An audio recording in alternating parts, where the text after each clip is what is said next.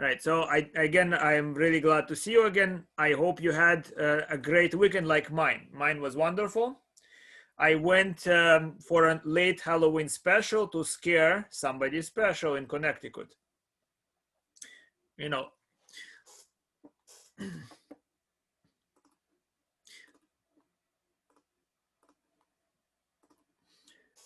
So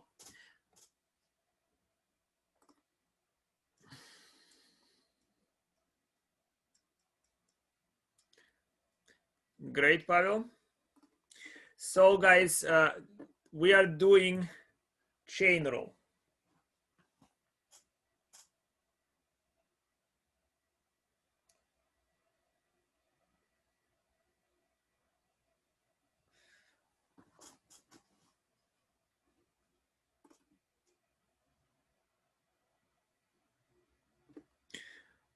Great, Christian. You can skateboard. I so envy you.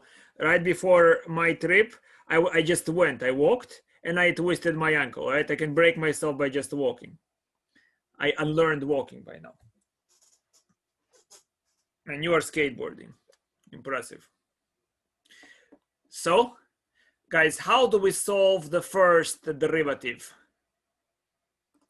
First derivative.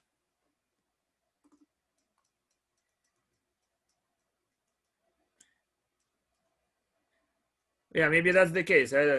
This thing, right? I have to really think about. I have to really tighten my leg muscle so that doesn't happen. So how do we take this derivative? So here we have one polynomial having swallowed another polynomial. So the derivative is obviously 100 for x minus x squared in its belly to the power of 99 multiplied by 4 minus 2x. Everybody agrees? That was problem A. Pretty simple and quick.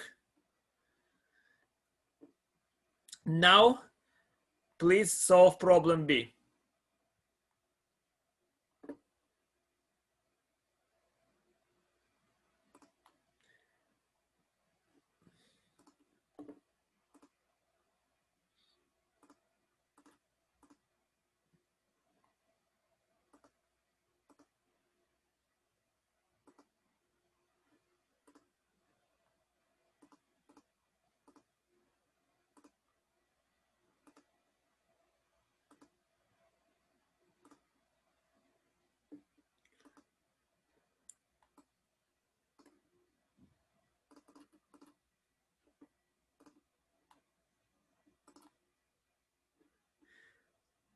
Okay, Rafid, thank you for the input. But notice, Rafid, you have sine of e to the x. So what happened here? Always think what happened. And then take the derivative.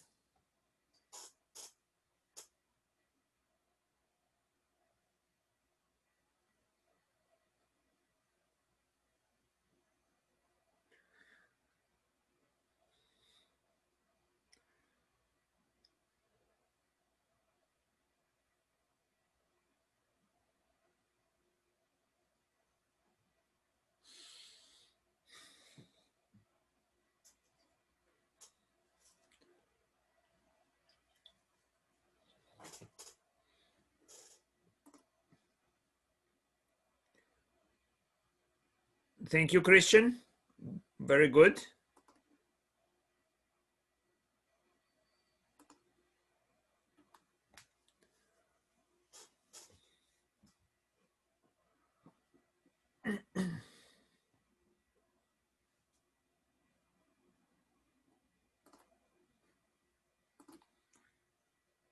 Okay, Alan, that's wonderful. Come on, guys, just a little bit longer. I do want to move on.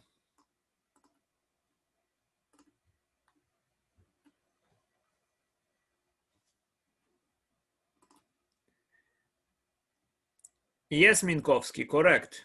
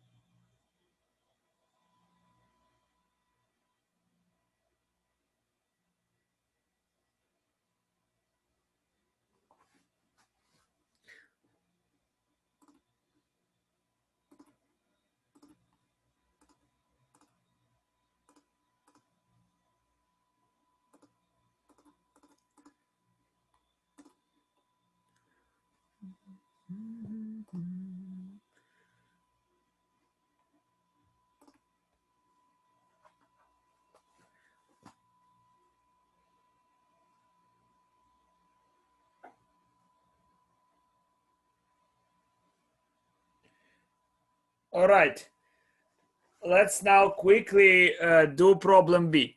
What has happened in problem B? You see, do you remember, guys, when I discussed chain rule? What we have is now an octopus was eaten by a medusa, right? A trig function has eaten e to the x. And then when we see addition, it happened in reverse. An octopus ate a medusa.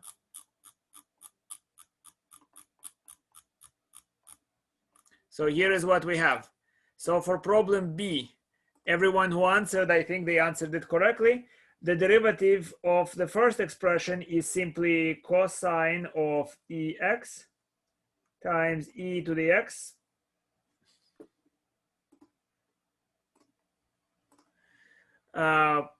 plus e to the sine x. Derivative of sine x is cosine x. You see, I had addition, and between it, I had quotient rule. Now, would you please very quickly do problem C?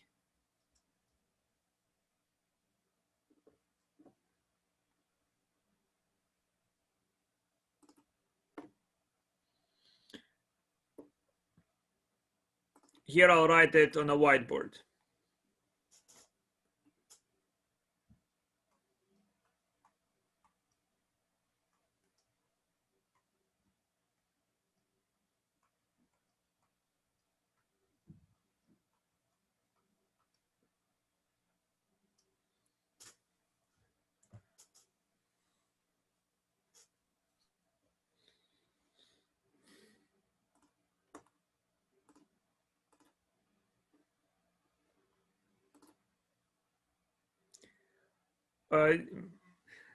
Mari, do you mean 0 for the previous question or for the new one? See, ask yourself this question. When you say derivative of something is equal to 0, that something is a what?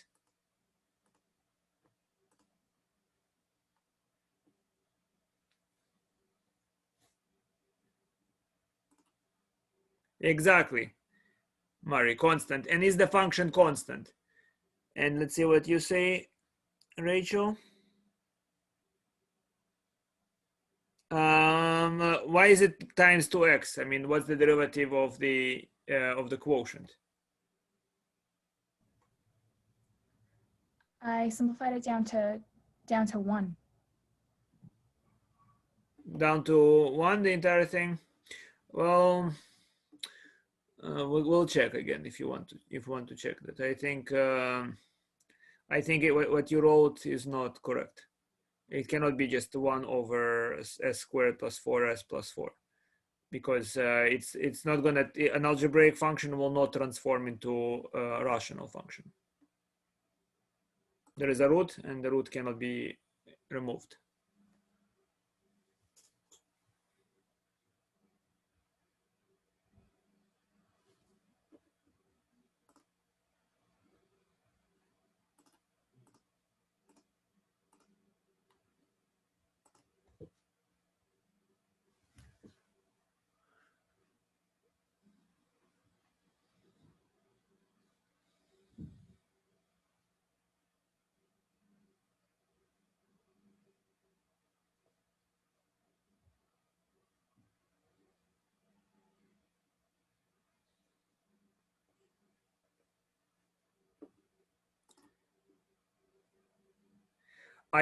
Christian, what did you say? You say simplified, it will be 1 over s squared plus 4s plus 4. Yes, I think you cannot get that. Should not be right. All right, guys, let's do it together. What's the idea? I have root function has eaten a rational function. Careful, right? The root function is eaten a rational function. How do you take derivative of root? It's always 1 divided by 2, And then everything else inside of the root is s squared plus 1 over s squared plus 4. That's the derivative of the outside, and I plug back the function in. You see, this is the function I find in the belly of the root. Here it is. Now I multiply by the derivative of the inner function. And what's the derivative of the inner function? It's quotient law, right? The quotient law is take the denominator and square the denominator, copy the denominator, multiply by derivative of numerator, which is simply 2s, subtract, and the roles are reversed. The derivative of the bottom function is also 2s, multiplied by s squared plus 4. This you can simplify further. The question is, do you really want to? All right, so if you simplify it further, I'll just, I don't want to create another, probably this thing here can be written as, you see, s squared times 2s, and then minus 2s times s squared, they will cancel. So it's, so it will be what? It will be,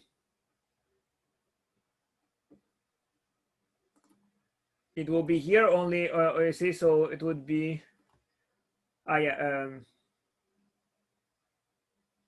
yeah, it should not be plus 4. It should be plus 1 here. I made one small mistake. I was wondering how is it coming to be plus 4? It should be here plus 1.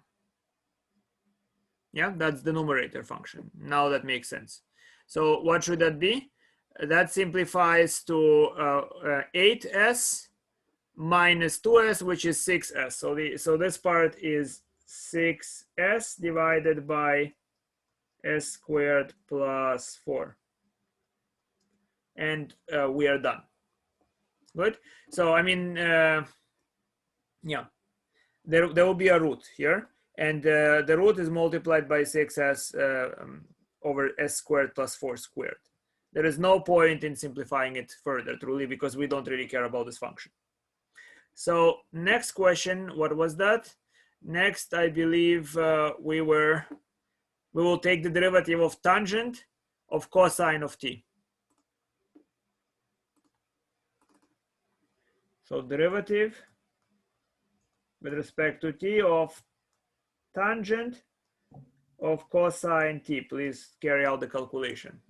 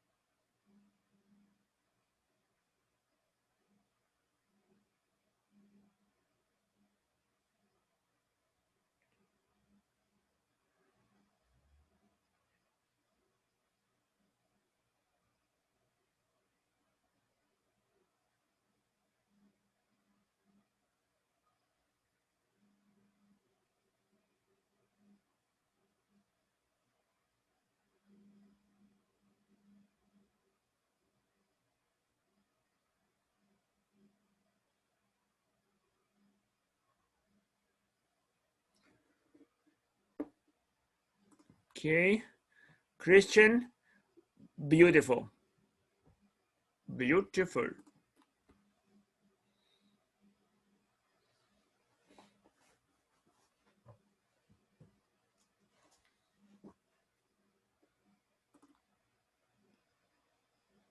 June, very good. Great, Alan.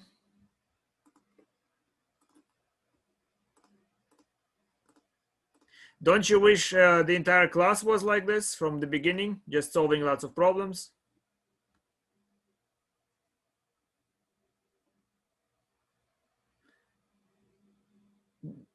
Christian, the answer is no. Those problems are very boring. I want to bang my head against the wall. Like, my God, I just.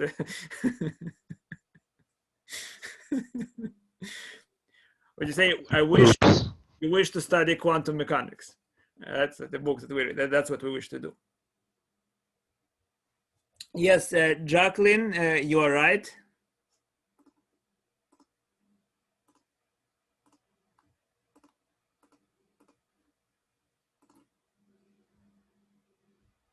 Because the derivative of cosine is negative sine, James.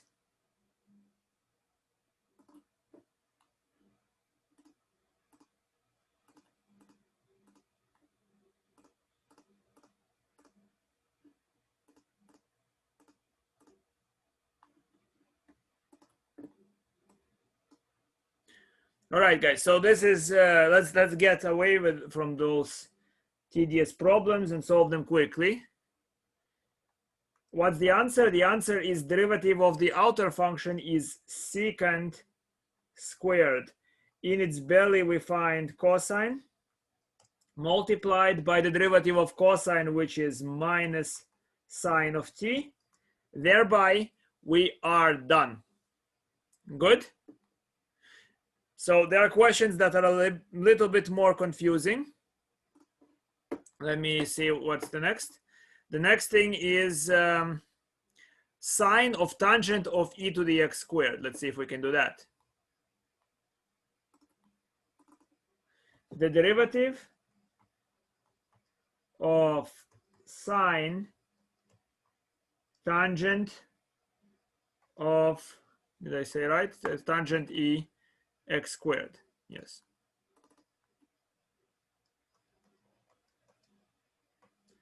Quickly, guys, find the derivative of that expression.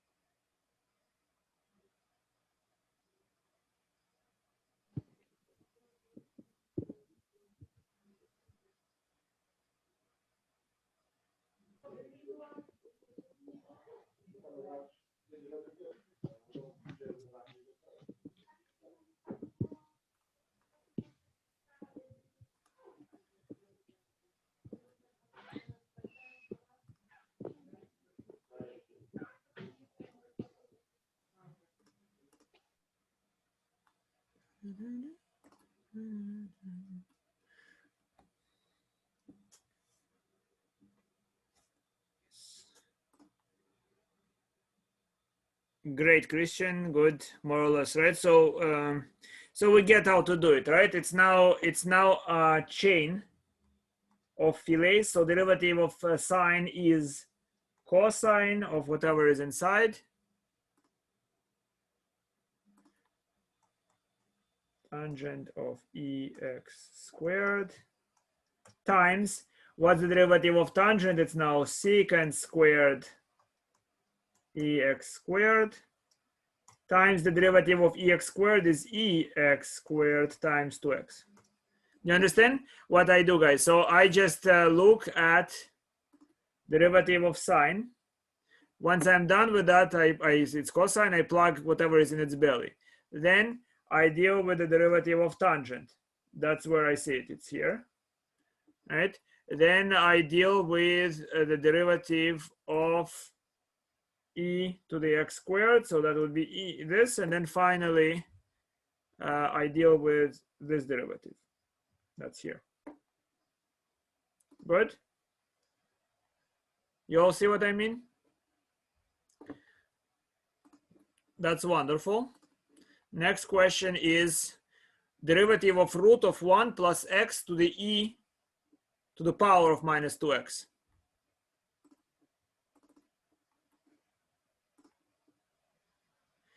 the 2x, Rafid, here it is. The 2x is the derivative of x squared. We have several predation here, right? It's the chain of life. We have sine, it has eaten tangent. Tangent has eaten an exponential, and the exponential had a snack of a small polynomial, x squared, right? So the derivative of the last one is 2x. So what we are trying to do now, guys, where is it? Here, we want to know what is the derivative of root 1 plus x e to the minus 2x.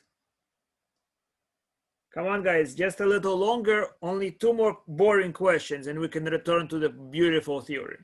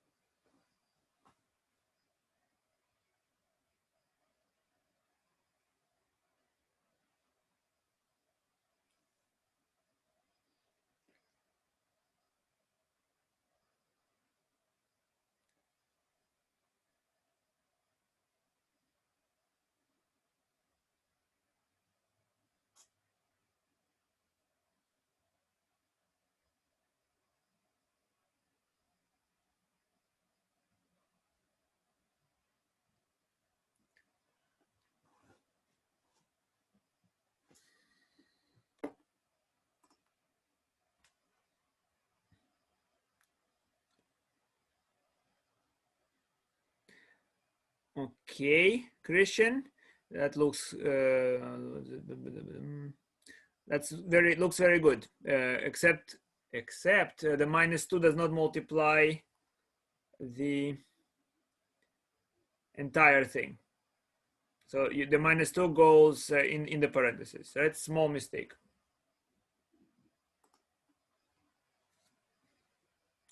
I'll show you in a moment. It's actually very hard to type it. Yes, yes, yes, you got it. Good. No worries.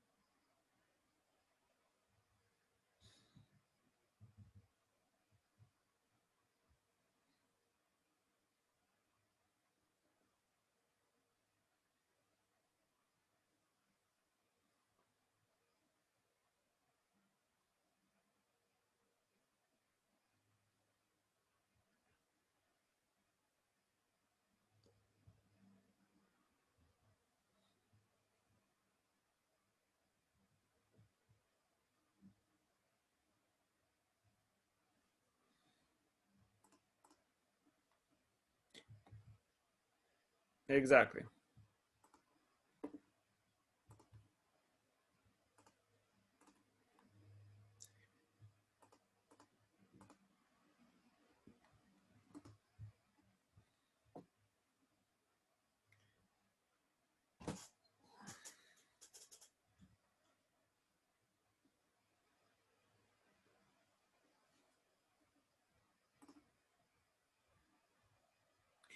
Don't worry about it. Oh, relax, guys. Relax.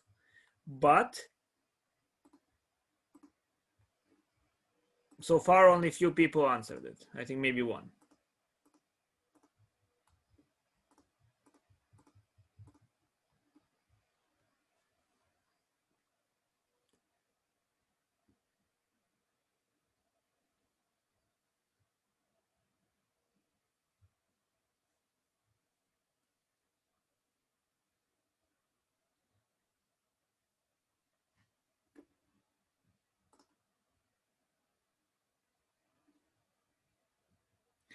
Brandon, what's the operation here? Do you see that it's x multiplied? So you use all the properties together. It is a product rule first and foremost. You see, you are using all the techniques together.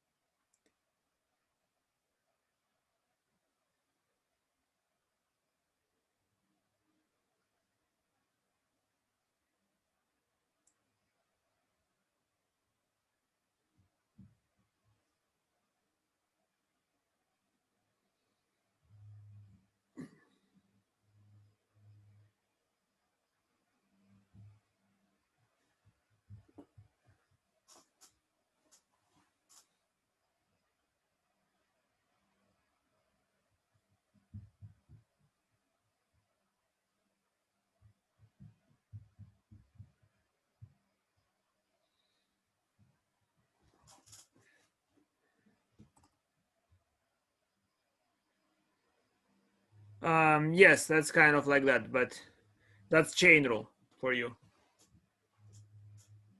All right, guys. So before I begin yawning, I guess let's solve it together. So we have the root function. It has eaten, the radical has eaten this function here. Yes? Now, what's the derivative of a radical? This is 1 over 2 radical of whatever is inside.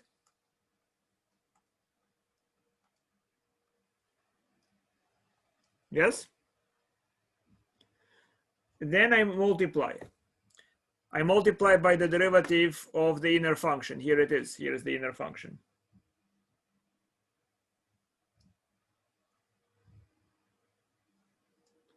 What's the derivative of the inner function?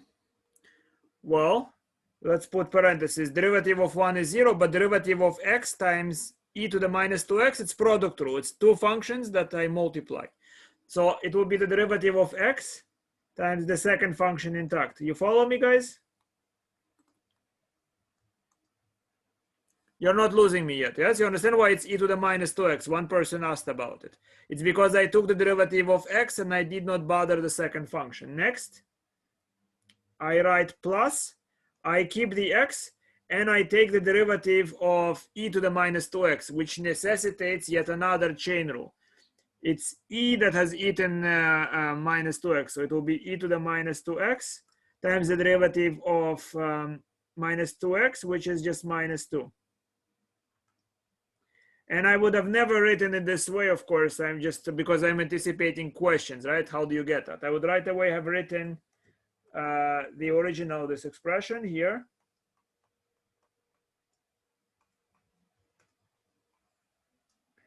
Times e to the minus 2x plus minus, sorry, that should be a minus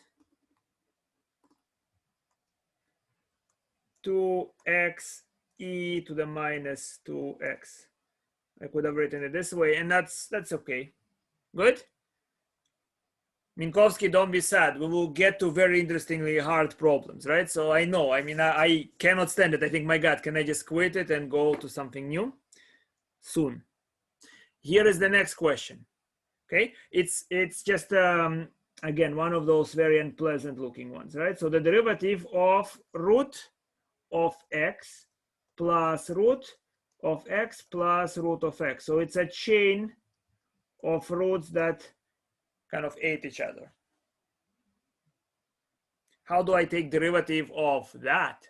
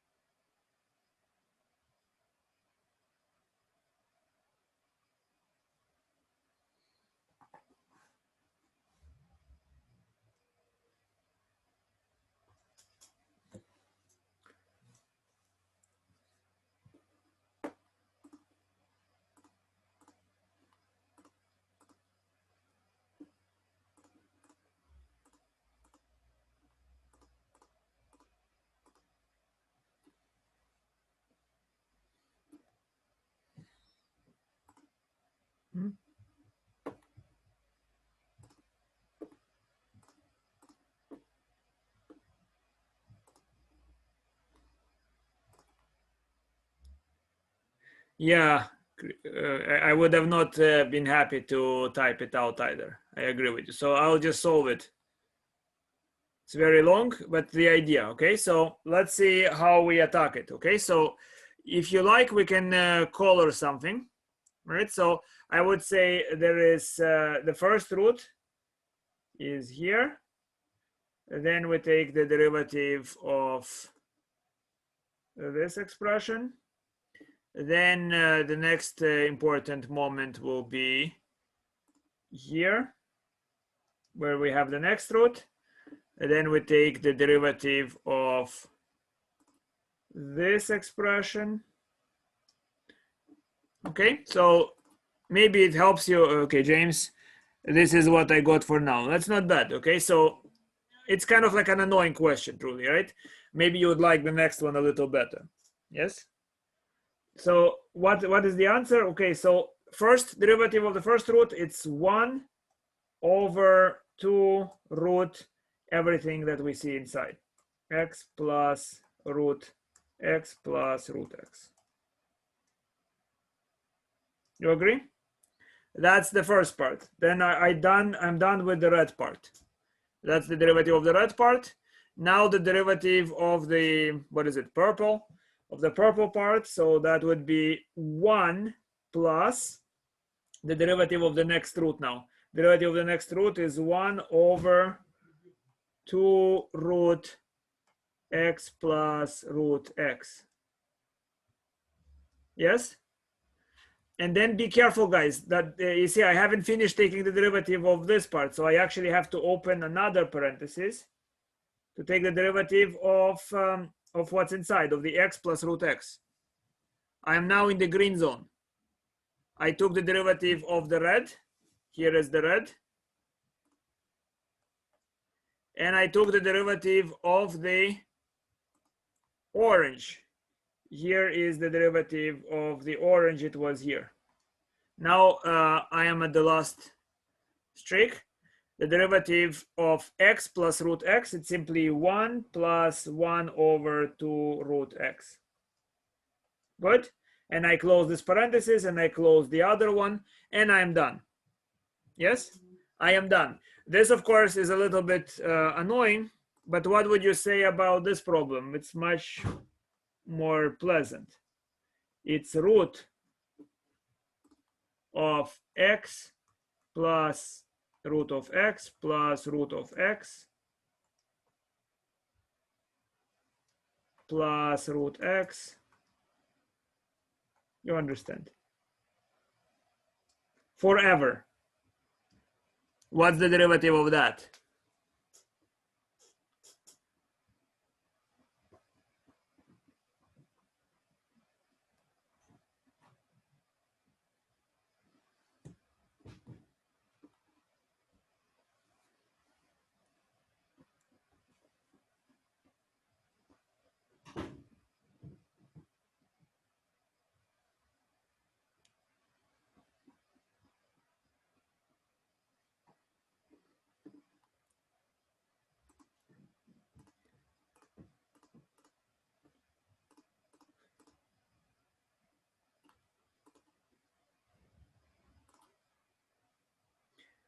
Maybe, but I want a nice answer.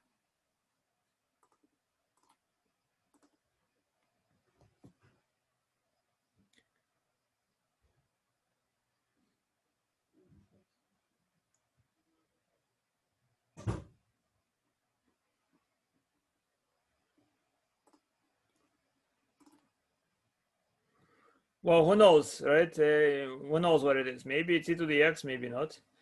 We need to figure out.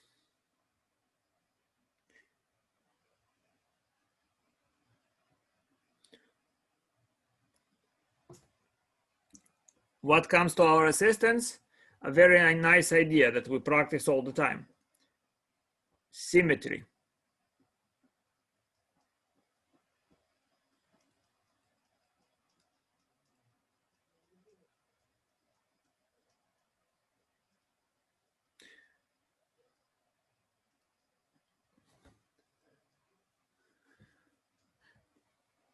Let's try to understand what this thing is, right? We dealt with a bunch of infinite expressions.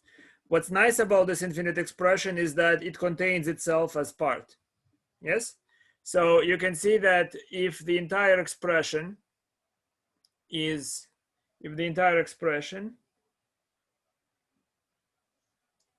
y, as in why are you giving us such questions, then the expression appears within itself. Here it is. All right, so what do we get? We see that y is equal to the square root of x plus y. I make it look finite. And then I can solve this equation. What sort of y will equal to root of x plus y? That would be y squared equal to x plus y, which is a quadratic formula. So what you have is y squared minus y minus x equal to 0. So I can solve for y.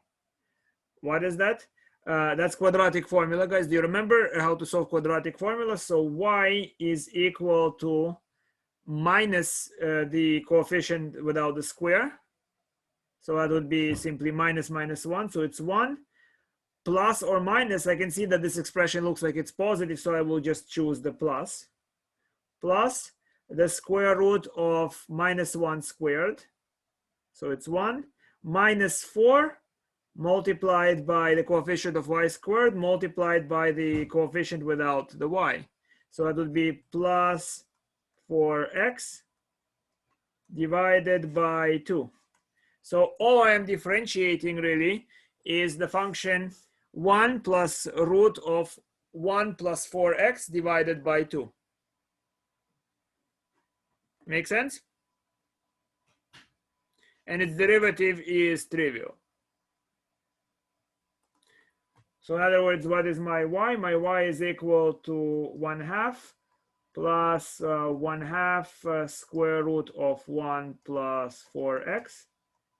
And taking the derivative dy dx, I obtain simply 1/2 multiplied by 1/2 root of 1 plus 4x times 4. And the result is simply 1 over root of 1 plus 4x. We are done.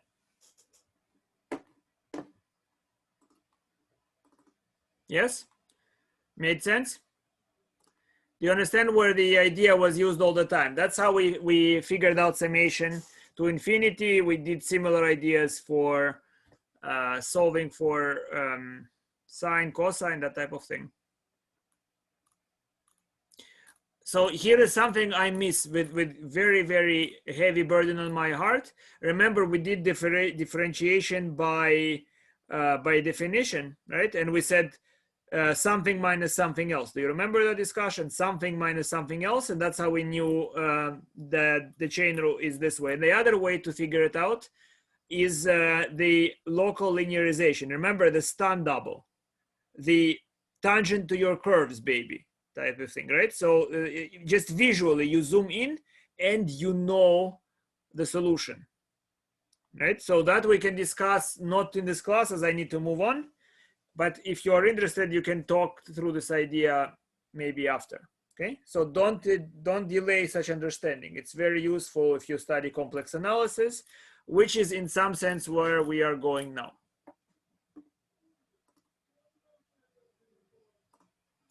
Okay, guys, now we talk about differentiating logarithms. So let's first try to remember what we know about exponentiation. So if I multiply a number by itself integer many times, so for example, I multiply a by itself 3 times, I can conveniently record it as a to the power of 3. The 3 here means multiply a by itself 3 times. Like 5 times 5 times 5 is 5 cubed. In general, a multiplied by itself n times will be a to the power of n. Yes? Then if n and m are positive integers, we know that you have this product to addition law. And why that works? Very simply because you realize that this entire operation means multiply a by itself n and extra m times, n plus m times. Here is an example. A cubed times a to the 4 is equal to a times a times a.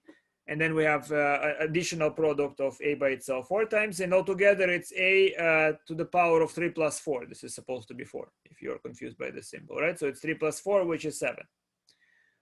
Good. Now, would anybody remind me? Well, actually, let's not spend time there, right? So we also have we'll also observe what happens if I have a to the n divided by a to the m. So what happens in that case is that we cancel a bunch of terms. So let's say a to the 4 divided by a cubed. We can see that the a's in the numerator cancel the a's in the denominator. Are you with me? And then what survives is just 4 minus 3. Only one a survives on the top. So that's why we say a to the power of 4 minus 3. Because when you divide, you are undoing the need to multiply by it, right? So let's say I multiply 4 times. If I divide by a, I undo one multiplication. If I have a squared on the bottom, I undo 2 multiplications, and so on. Good? So we want this formula to be true all the time.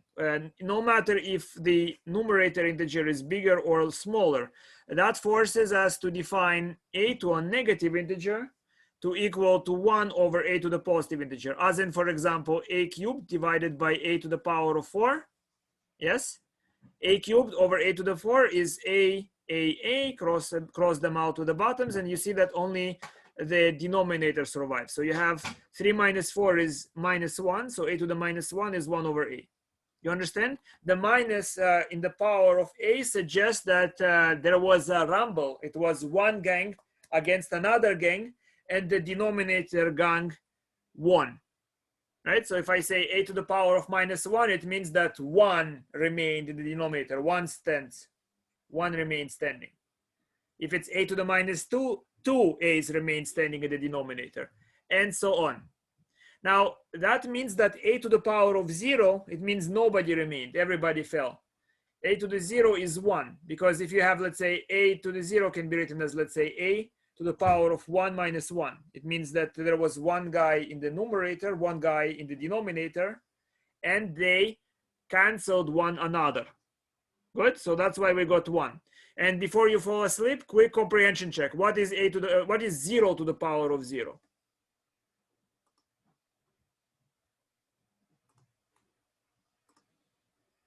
Okay, Al and Brandon, 1. It's so nice that you answered it so quickly.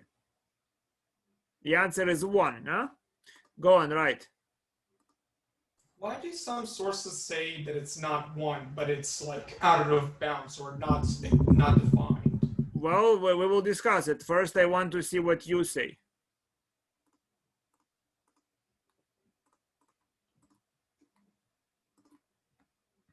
Okay. Sources can say whatever sources say. What do you say is what I care about.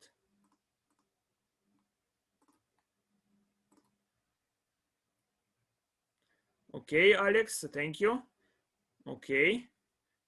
Okay, come on, guys. Yeah. Okay. Okay, both. Interesting. You see, American people have this, girls, they have this thing, they put a question mark after a statement, right? I'm not good at imitating it, but you know what I mean? Like, I kind of want to get coffee. You know what I mean, right? Some of you can do it very well. Would anybody volunteer and do it? Show me how it's done.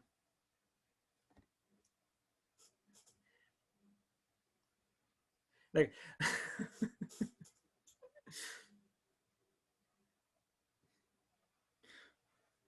it's like, I kind of killed my husband.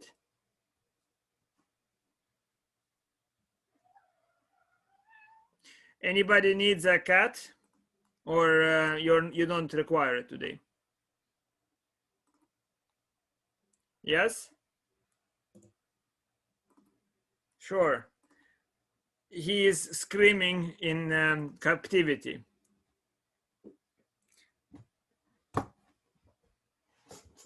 It's music to my ears. He thinks I'm opening the door, but he doesn't understand that what's coming is me bothering him.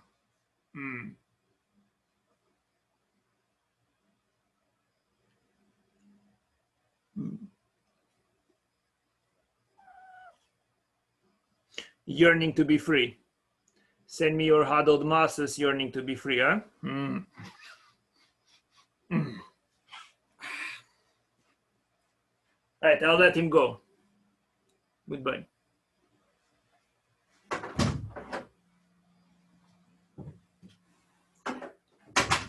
In the morning, I received a black cat request.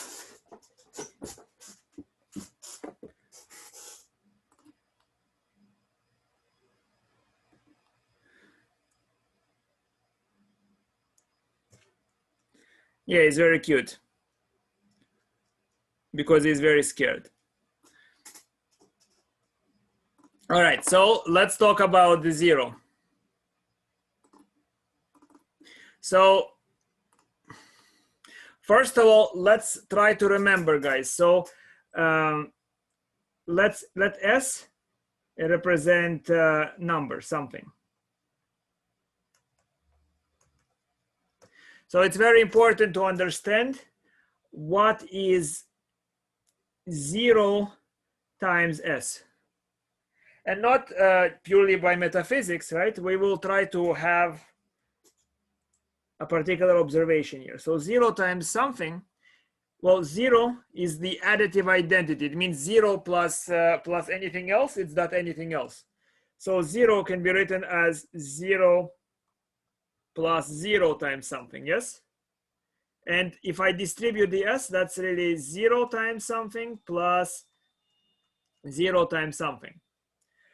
So I have one something that I can subtract. I can annihilate them. So now I have that 0 is equal to 0 times something. You follow? I gave you some sort of argument for why 0 times a number is 0. Do you understand what I mean? I just subtracted from both sides. I subtracted, if you are not seeing it. I subtracted here 0 times something. If you subtract a number minus itself, you get 0. And I have 0 here, and I had another 0 times something. So logically, 0 times any number should be equal to 1. Yes? Now, why can't you divide by 0? Let's remember that. So when you have something like, let's say, the number 1 over 5, what it means is that if you multiply the number, see, what is 1 over 5? It's a number that when multiplied by 5 gives you 1. Good? So when you say 1 over something, it means that take this thing and multiply it by the reciprocal, and you should get 1. Now, the problem with 0 is that if I have 1 divided by 0, that should imply that if I multiply it by 0, I get 1. But 0 times anything, if 1 over 0 is anything, 0 times anything will be 0. So you are possibly forced to conclude that 0 is equal to 1. And because of that conclusion, you don't want that you say that 1 over 0 is undefined. Are you with me, guys? Confirm, please, if you understood the explanation so far. I feel like you're lying. That I'm lying? Yeah. Well, I'm always lying. Hopefully, I'm a good liar. But when you lie well enough, it becomes the truth. Haven't you realized it by now? Kind of ironic. Wait. So wait. Oh, you wait. You get wait. No, wait. You lie. No, you're lying to me. That's not.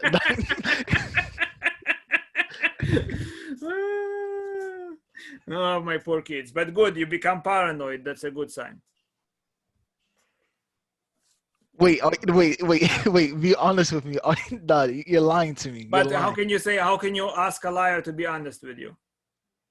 If I'm lying, you have to decide. So use your. So have I made any logical? I mean, do you see any mistake? But you yeah, I see a mistake.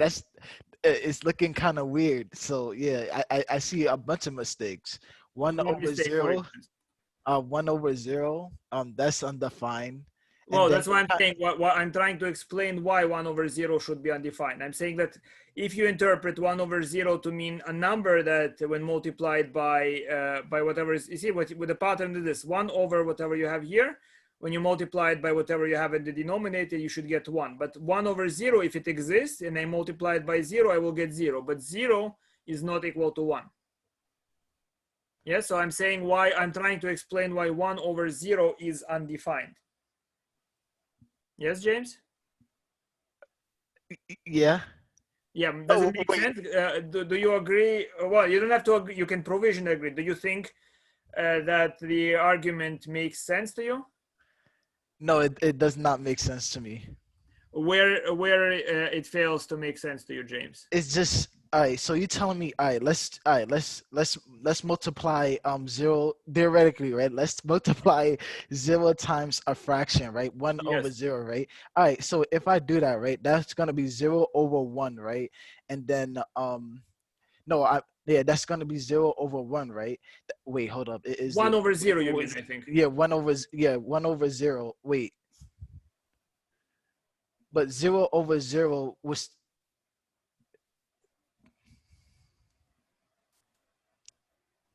I'm not crazy. Wait, hold on. Wait. it just looks wrong. I don't. It's just wrong. Even if I do that, right? An undefined number times 0. That's crazy. That's Well, what I mean, undefined. I'm trying to explain. When you say it's undefined, why is it undefined? because 0 can go into 1. I mean, 1 can go into 0. But what does it mean? Go. One can go or not, right? So I tried. Here's what I try to explain, James. Right? I understand. Right? I try to explain why dividing by 0 is not. It's difficult to make sense of it. Why is it undefined? What's the problem of dividing by 0? Right? So one thing is that what you know about 0 is that 0 times anything is equal to 0. That's why I try to explain why here. Algebraically, 0 times anything is 0. So if 1 over 0 is anything, if 1 over 0 makes sense, then if I multiply it by 0, I should definitely get 0. But on the other hand, what do I mean by 1 divided by 0? 1 divided by 0, that's the question. What do you mean? That's very important, right? If what I mean is a number that when multiplied by whatever you have on the denominator, it's like I take this pattern, right?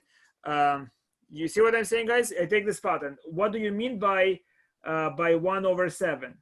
Well, you're saying it's a number that if you multiply by 7, you get 1.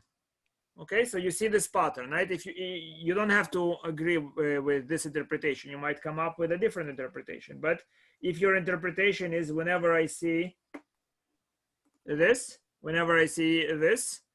the same number here as in the reciprocal, then I say the answer is 1. It will not work with 0. Okay. Yes, so that's what I mean, right? So here I'm seeing this. I see Victoria factor logged in and logged out because, you know, the factoring here just doesn't, you know, just brain is exploding. Yes, Victoria? Guys, my tired little fellows, do you understand? Confirm if you understood what I said, and let me know if you would like me to confuse you.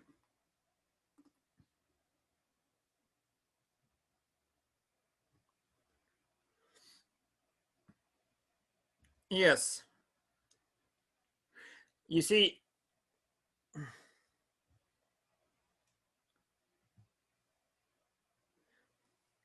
maybe afterwards. I do not know if have you ever heard of the Human Giant, the lesson van? You haven't seen it? I've heard of the green giant, but not the human No, giant. not the green giant, the human giant. Yes, if I'll find it, I don't know. I won't have too much time. I think searching. It's not on YouTube because the greedy bastards don't distribute it, and yet it's not available anywhere. You cannot buy it. No, not like Willy from Disney, not at all. It's not a Disney thing. If I show it to you, you might understand why I like the show. So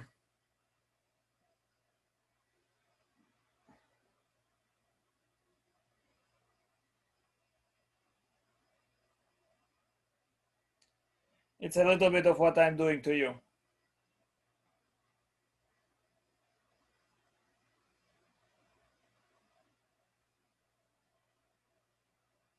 Let's see if I can open it.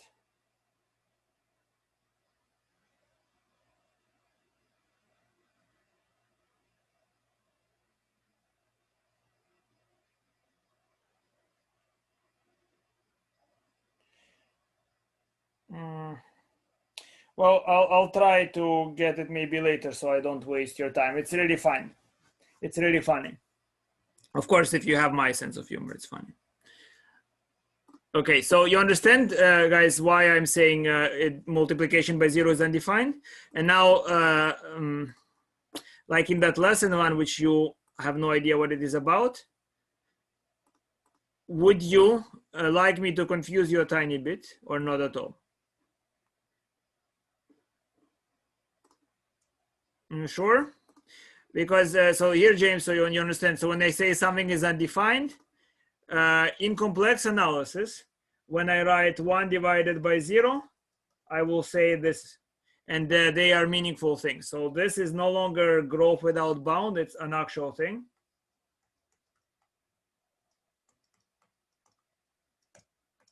Okay, so division by 0 in that sense is defined it's just in terms of what interpretation. When you say 1 divided by 0 is undefined, I'm usually meaning this. I'm usually saying that 1 divided by 0 is if it represents a number that if we multiply it by 0, it should give you 1. There is no number multiplied by 0 that gives you 1. Okay? So it's more like, is it like a limit? This you can ignore for now. You can ignore it.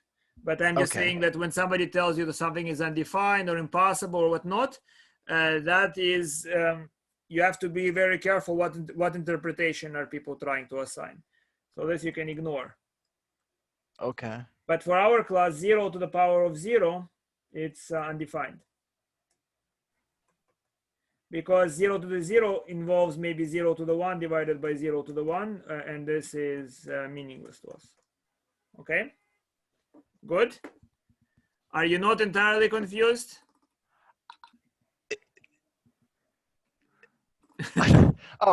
No, it's the Fendi part that's what really kind of like what you like.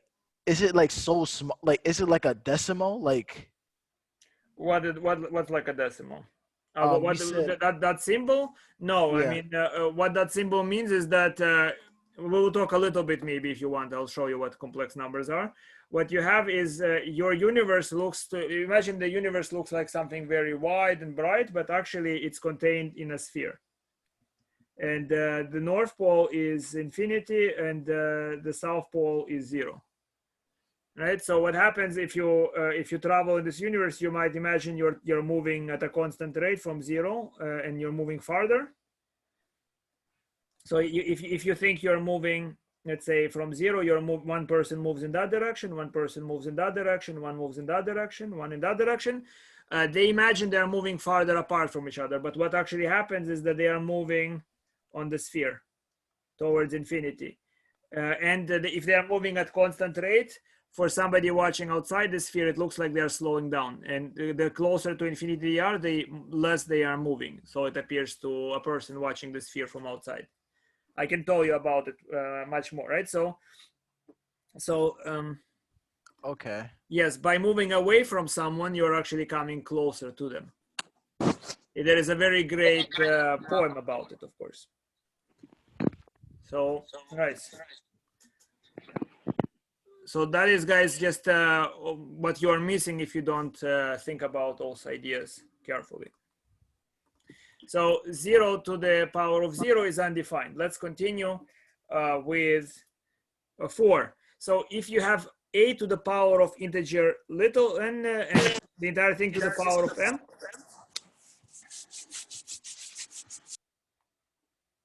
guys, mute yourself if you are not trying to speak. Thank you. So where was I, right? So we have a to the n to the power of m will be a to the nm.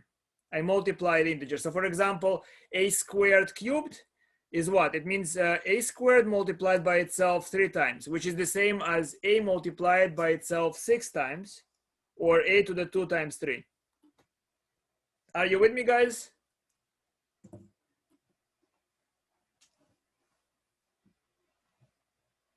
Hello out there in the darkness.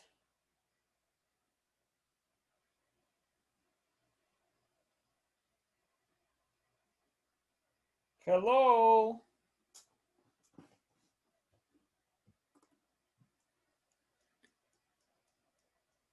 Yes, understood. Yes, so let's see why. Let's see why a multiplied to the n to the power of m is the product. I can arrange the product this way. So a to the n multiplied by itself n times. So each row is an extra copy of a to the n when in its multiplication, right? So, and then I expand this row into a to the n. So you have n entries here. So we have now a rectangle with m rows and n columns, and there is multiplication. So how many a's do we have in this multiplication? We have m multiplied by n copies of a in this rectangle. Do you see? I'm asking. Do you see? why a to the n to the power of m is this.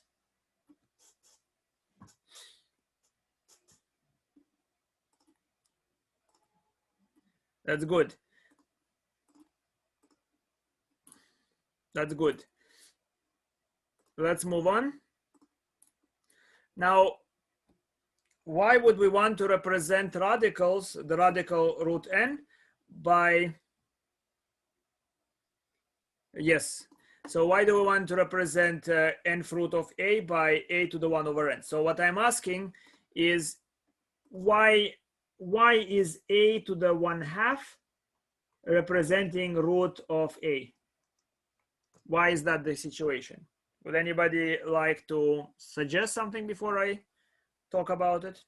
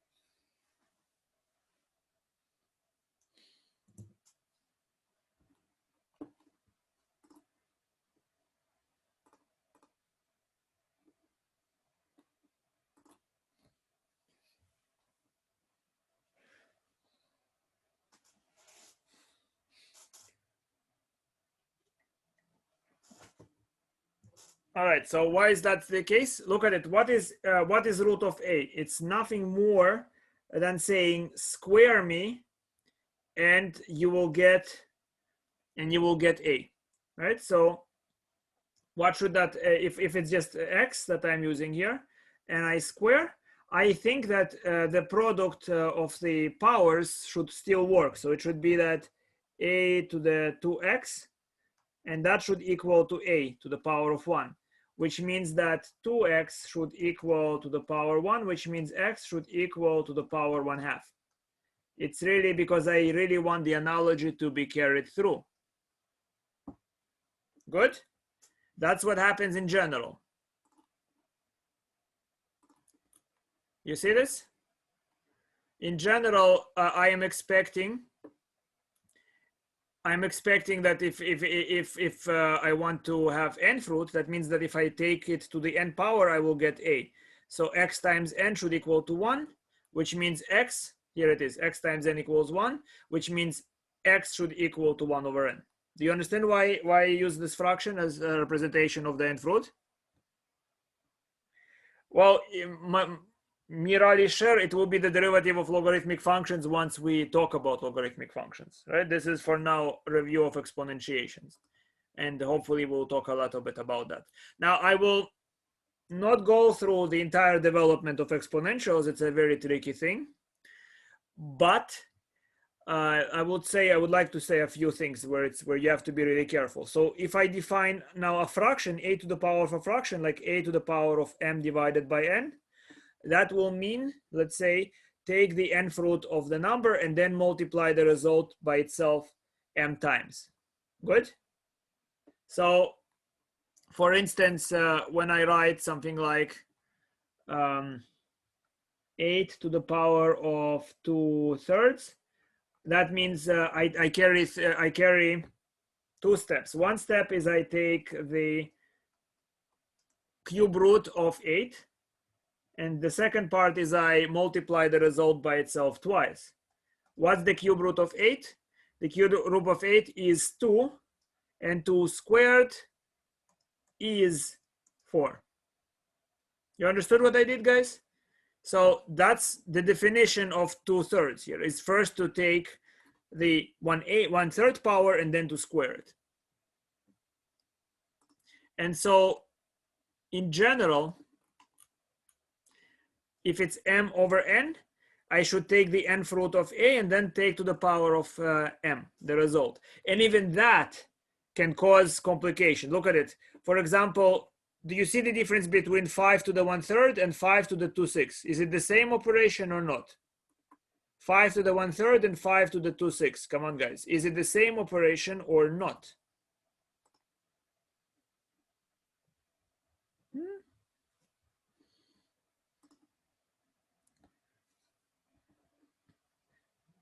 Different operation. Do you all see why it's different?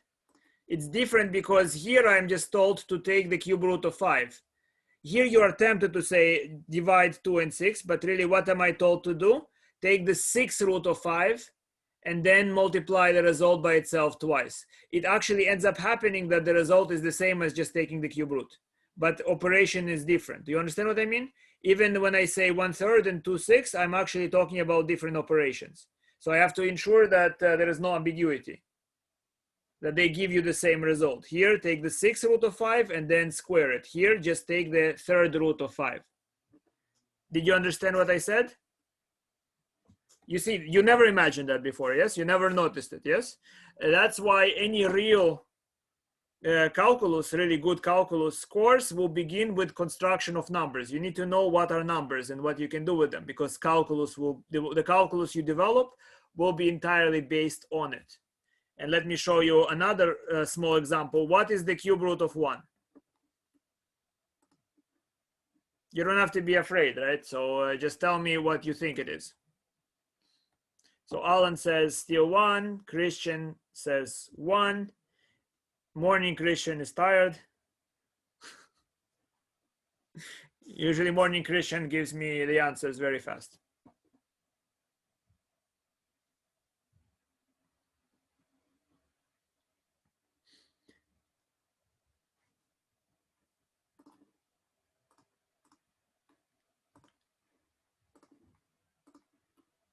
James says 1. Come on, why are you afraid? Let's say if I say wrong, well, what does it matter, right? Why do you care if I say right, wrong? One person had some philosophy that she described to me that I thought interesting.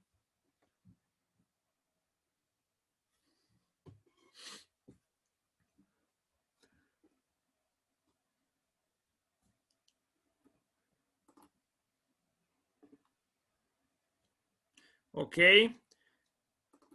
I have only, what, 3 people participating. The rest lost consciousness.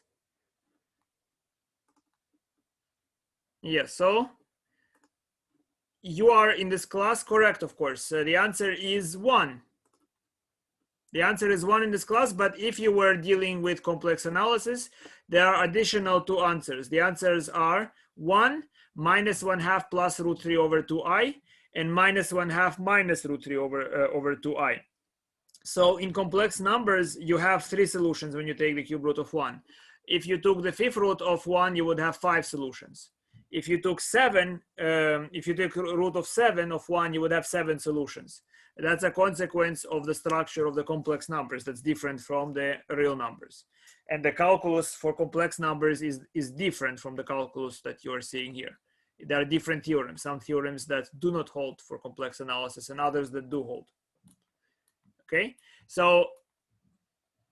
here let's quickly try to solve those questions, guys. They're very simple, right? So A, B, C, I will tell you right away the solution. So what should x be?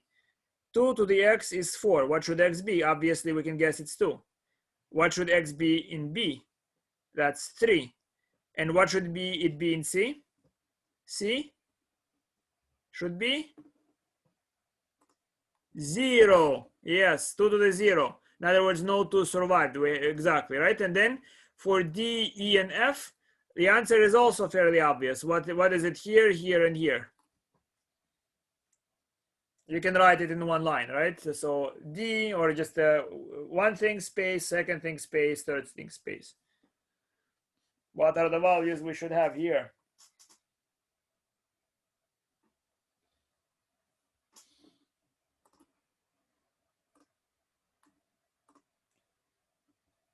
How are you holding, Pavel? I'm holding.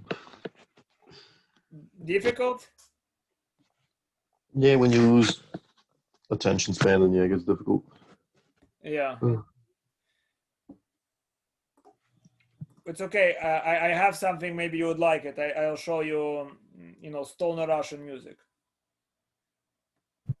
I think one of the songs that you played, you played a song at the end of the class sometime, and then I saw a link on the side and the name looked interesting, so I looked it up and actually added it to my playlist. It was a good Russian song. Ah, okay, cool. Okay, so here is what we have. So for D, it should be -1. For E, it should be -2. For F, it should be -3. Agreed? Because we have it in the denominator.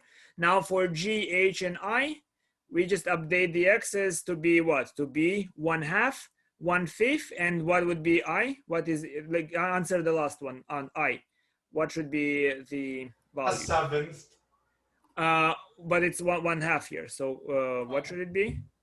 Minus, not -7. Careful, because it's the root. -1/7. That's right. -1/7. Thank you. Good. So here is my next question. And quickly, guys, what's the answer to 2 to the power of x equal to -4?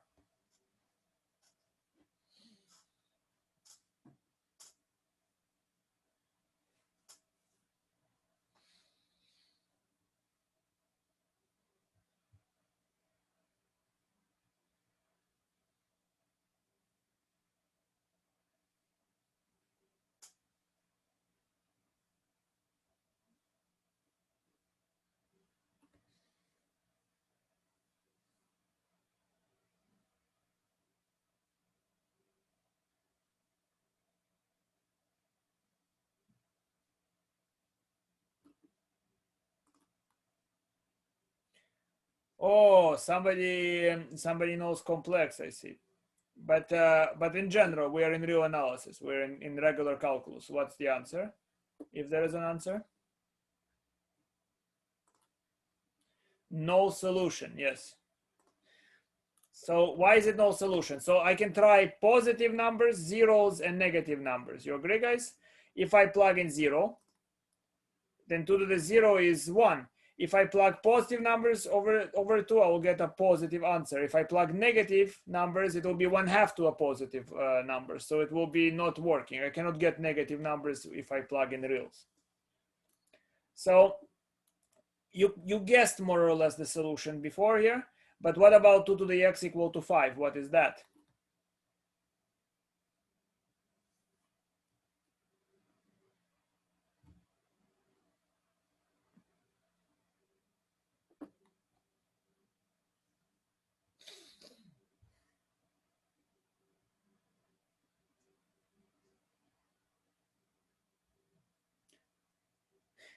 Yeah, Pavel, I would be very curious to know what song you added to your playlist. So send it to me. I'll see what it is.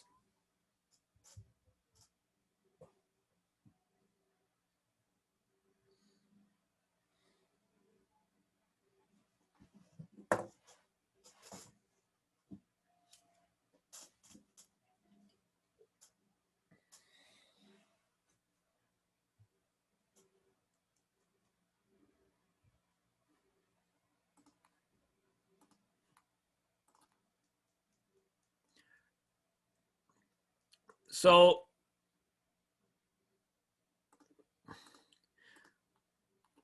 before you all rest from intoxication, here is the way I place the solution. I would say the solution is log base 2 of 5. Now, what does this say? This simply says, place me over 2 and you get 5. I give it a name. The thing that you place over 2 and get 5. And it should remind you of this Alice in Wonderland type of solution. You have this elixir, and it has a tag, and it says, drink, get small. You understand? So how does it work? God knows. But you are saying something placed over 2 and you get 5. And here you have something that really fascinated me already in the Bible. Have you ever read the Genesis, the Bible? Old Testament? So in the Garden of Eden, the animals were paraded before Adam and he gave them a name. And you think, so what's so special about giving something a name? Well, if you give something a name, you have control over it. You see, as soon as you're able to give something a name, you have some control over it. We saw precisely how that happens in mathematics. So the scary things are the things that cannot be named. You understand? We do the same thing. You might have not noticed, but I said it already a few times. When you are solving this equation, equal to 7, and you say the solution, one solution is a root of 7, what have you truly done? You have just said, give me a number. It's a number that when multiplied by itself gives 7. You just gave it a name. You understand? It used to be called, it was an unknown, and now you gave it a particular name. Of course, when you give something a name, you possibly assume there is only one such thing. Good?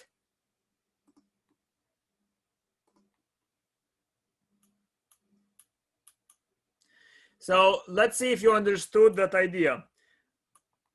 Please solve A, B, C, and D. So I want to see A and B and C quickly, and actually all of them quickly. It's all a review.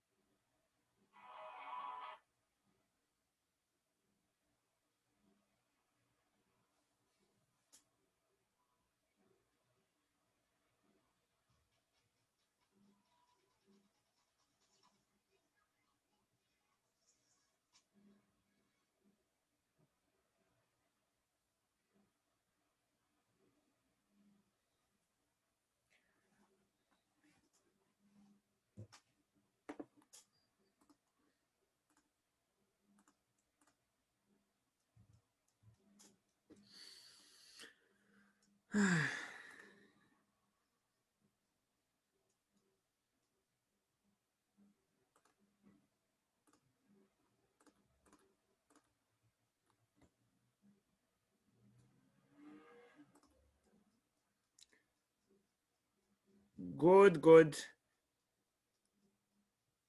Good, good. Yeah.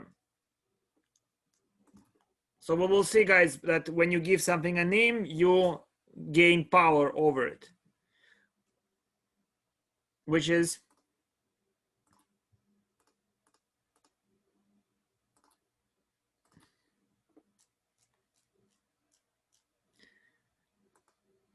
all right. So I imagine we should be ready. So all we are saying is log base 10 of 3. This means what? What is base 10? It means place it as the power of 10. And this is what you will get. You understand? This is over which you should place it. And this is what you will get. Good? So 6 to the x equals to 2 means place the solution over 6 and you will get 2. Log base 6 of 2. So the log is just, I don't know why you call it log. It's you can look into the history. But basically, I see it as place me over 6 as the power over 6, and then the result will be 2. Now, for C, the answer is place over 5, and you get 7, log base 5 of 7. For 9x equal to 3, you can guess that the number here is squared. But so you know that log base 9 of 3, you can actually see it's equal to, it's equal to what? It's equal to, because it's over 9, it's equal to 1/2. A root of 9 will be 3, right? So that will be 1/2. Okay.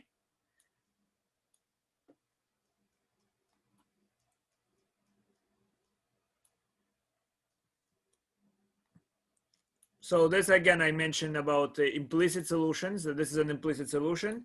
And here is a comprehension check.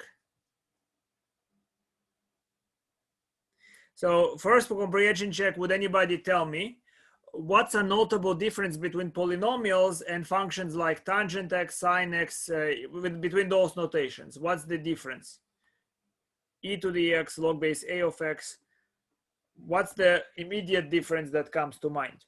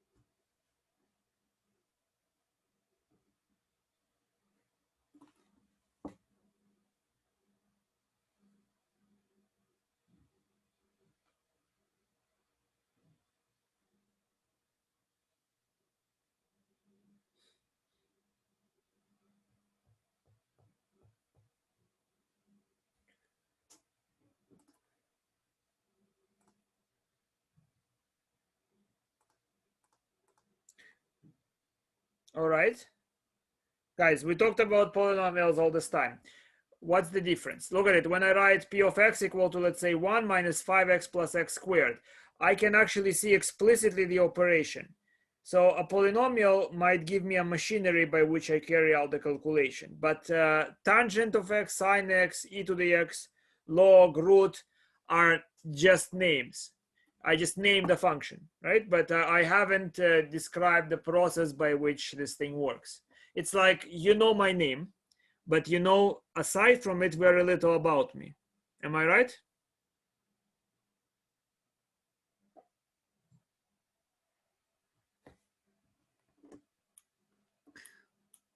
So here, for instance, if I take minus 1 equal to 1 minus 5 times minus 1 plus 1 squared, I can actually carry this operation, and I know the answer is 7. But you see, many of you make this mistake, guys. You say sine of x squared over x, you will simplify the x and you would say sine x. The mistake that you make is you think that it's multiplication. It's like something multiplied by x squared. You assume you understand this object better than you do sometimes. And that's when you cancel it out. So, for example, if you plug in, for example, 9 in for x, you will get 0 equals 1, which is not true. So that's another reason why it wouldn't work. Where in this case, well, yes, you can verify by plugging particular numbers and see that it will not be the same. That's exactly right. But you see, you have to understand, this is not sine multiplied by x. This is sine that has eaten x. Just like Arkady times a student is not, no, Arkady and it's barely a student is very different from Arkady multiplied by a student or multiplied with a student. So this does not mean this. This means the student was food. Yes?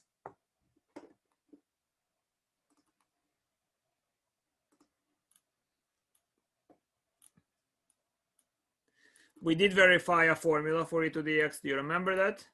I hope you can carry it out. So this is just a name. And now we can begin talking about the properties of logarithms. Are you ready? We just gave it a name and now we try to understand what do they look like. Here is a comprehension check, guys. What is 5 to the log base 5 of Smiley?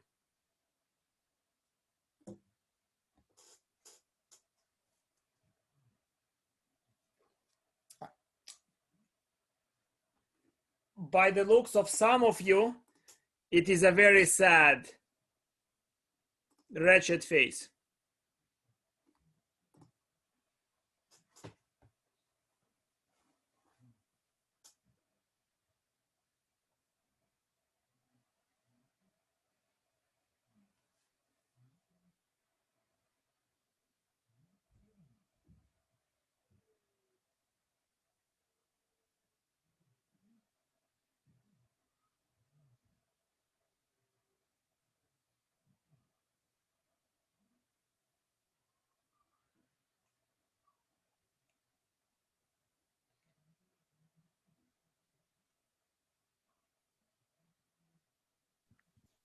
isn't it like 5 times the log? Well, it's in the power, right? So just think about the meaning of it, right? So log is what? So let's see if you understand it. Christian, you got it. You got it, my friend.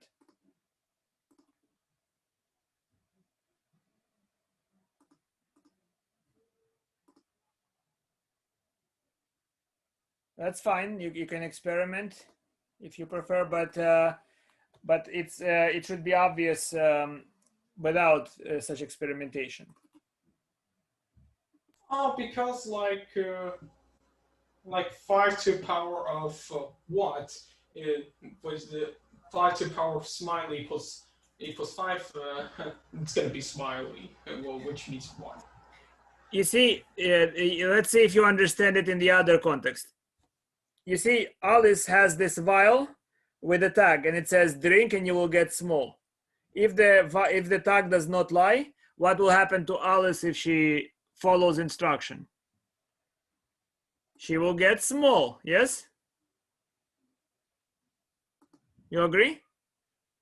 Or you are beyond agreement or disagreement? Minkowski, do you agree? Yes, right? So what happens in here? This is what is this saying? I don't look at the symbols. I read this. Place me as the power of 5, and this is what you get. You understand? It's this. Place me over 5, and it tells you what you will get. The instruction is this. Place me. The log, again, consider it a foreign language for place as at the top of something, right? Place at the top of 5, and you will get this. So if the expression is not lying, logically you will get smiley face. Do you understand? Of course you have to be careful, because this does not make sense. It's a liar. There is no number that you place over 5 to get -7. You understand? So 5 to the power of log base 5 of -7. You might say it's -7 if it works, but the name is vacuous. It does not refer to anyone in particular. So there are no real numbers that will do that. But if there is no lie, if the name is a true name, or as I call it, Native American or Indian name, I'm not sure which is the right way to say it. In other words, it's a name that describes the essence of something.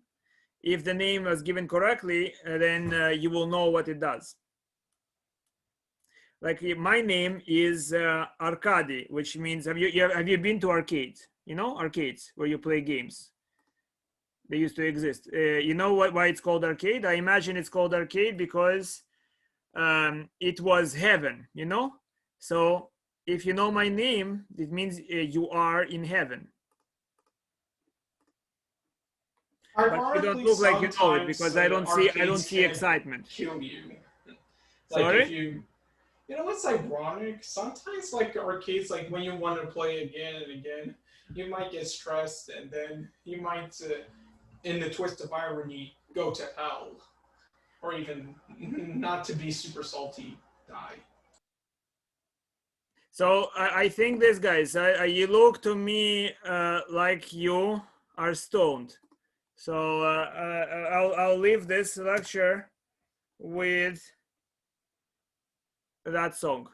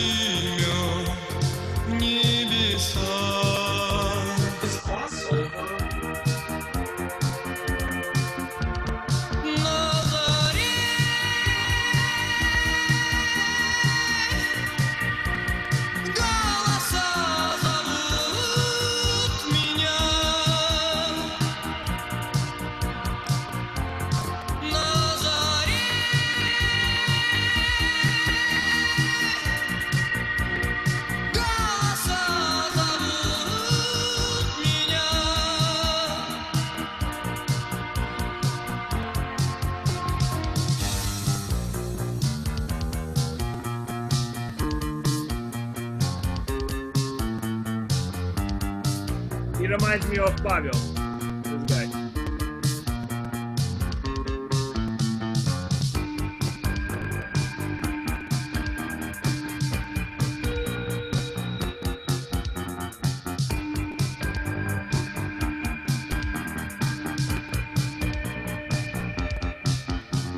Солнце свет и сердце звук, робкий взгляд и сила рук, звездный час моей мечты, небеса.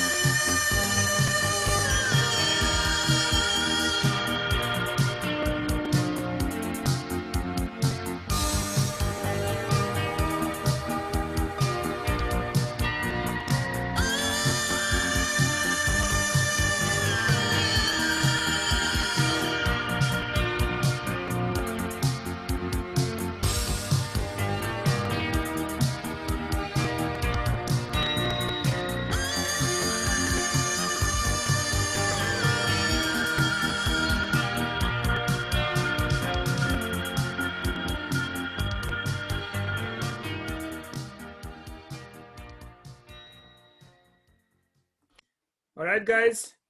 So thank you if you stayed. Have a good one.